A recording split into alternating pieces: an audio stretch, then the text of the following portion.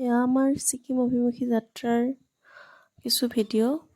আমি জানুৱাৰী মাহৰ 20 তাৰিখে ছিকিম অভিমুখী যাত্ৰা আৰম্ভ কৰিছিলোঁ নাইট চুপাৰেৰে।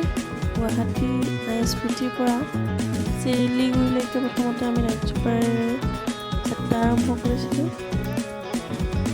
সুন্দৰ পৰিৱেশত আমি মাজতে ভাত পানী খাই বৰপেটা হাউলিত ভাত পানী খাই ধুনীয়াকৈ ৰাতি প্ৰায় 8:30 বজাৰ পৰা 4:30 বজাত আমি চিলিগুৰি পাইছিলোঁগৈ।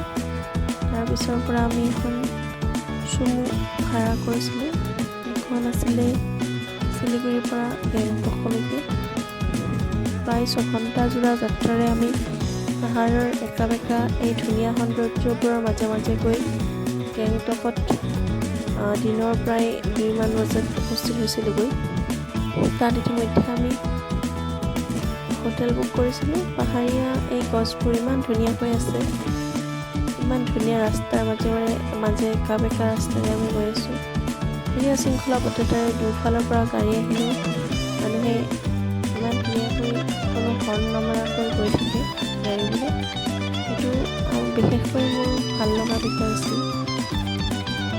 মাজতে এই একা বেকা ৰাস্তাত গাড়ীত উঠা অভিজ্ঞতা নাছিল কাৰণে মোৰ বমি হ'ব লৈছিলে। ড্ৰাইভাৰজনে ভুলতে মই সোঁ চাইডে বহিছিলোঁ। এই ভুলতে গাড়ীখনৰ দৰজাখন ঘপকৈ খুলি দিওঁতে বেয়া ধমকি দিছিলে। আৰু মানে ৰাতি ভালকৈ শুব পৰা নাছিলোঁ। নাইট চুপাৰত যদিও গৈছোঁ, সেইকাৰণে মানে টোপনিয়ে গা বেয়া লগাই ভালকৈ একো খাব পৰা নাই কাৰণে একদম দিনৰ 2 বজালৈকে গেছ উঠি গৈছিলে যাত্ৰাটোত। সেইকাৰণে অলপ বমি ভাৱ আহিছিলে। একো ভয় কৰিবলগীয়া বিশেষ নাই, মইও যথেষ্ট দুৰ্বল মানুহ। তাৰপিছতো কিন্তু ছিকিম যাত্ৰা সফলভাৱে কৰি আহিলোঁ বুলি ক'ব পাৰি। এতিয়া জানুৱাৰী মাহ, যথেষ্ট আমাৰ ইয়াতে ঠাণ্ডা, তথাপিও কিন্তু ছিকিমত বৰফ পৰি থাকিলেও তাত ইমান ঠাণ্ডা অনুভৱ নহয়। ভাবিছিলোঁ মই এইটো একেবাৰে ঠাণ্ডাৰ কাপোৰবোৰ পেক কৰোঁহে কৰোঁ কিন্তু নৰ্মেল আমাৰ এই চুৱেটাৰ সহ্য কৰিব পৰা ঠাণ্ডাটো থাকে। এটাই নদী আছে, এইটো তিষ্টা নদী। এইটোৰ পাৰে গৈ গেংটক চহৰত উপস্থিত হ'ব পাৰি।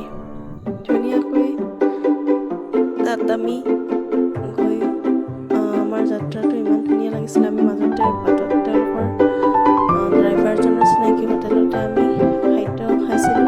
বিশেষকৈ ৰুটি আৰু চব্জি দাইল এনেকৈ খাইছিলোঁ। তাৰ অভিজ্ঞতাও কিছু সুকীয়া, যথেষ্ট কিছু অলপ পইচা লাগে। আমাৰ ইয়াৰ সাধাৰণ ৰুটিত যেনিবা 20-30 টকাত খাব পাৰিলেও তাত ৰুটিত 180 টকা, 100 টকা নাইবা 80 টকা এনেকুৱাৰ ভিতৰত হৈ যায়। আমি তাত বজাৰবোৰ ইমান বেছি পোৱা নাযায়, সহজলভ্য নহয়। সেইকাৰণে মানে এই শাক পাচলি বা বাকী বয় বস্তুবোৰৰ দামটো অলপ হয়তো বেছি, সেইকাৰণে ওপৰো হয়।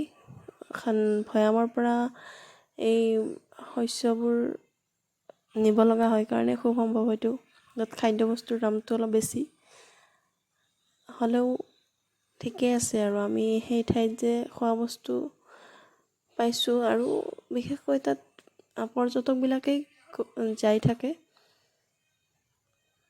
বৰ ধুনীয়া পাহাৰীয়া গছ গছনিৰ মাজে মাজে আমি ধুনীয়াকৈ প্ৰাকৃতিক সৌন্দৰ্য উপভোগ কৰি ধুনীয়াকৈ গৈ আছোঁ।